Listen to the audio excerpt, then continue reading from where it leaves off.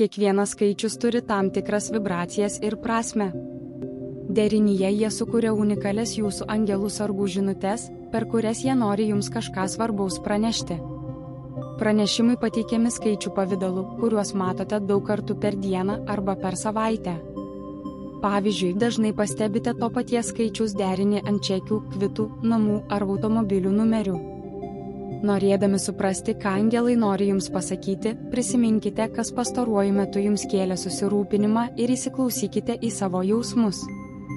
Jei pastaruoju metu jaučiatės įstrigę ir nusivylę, dažnai pasikartojantis skaičius 111 gali būti ženklas, kad atėjo laikas šiek tiek pakoreguoti savo gyvenimą. Jūs dar nepasiekėte savo tikslo, todėl negalite sustoti. Reikia vėl ir vėl ieškoti naujų galimybių, tik taip atsivers keliai į jūsų tobulėjimą.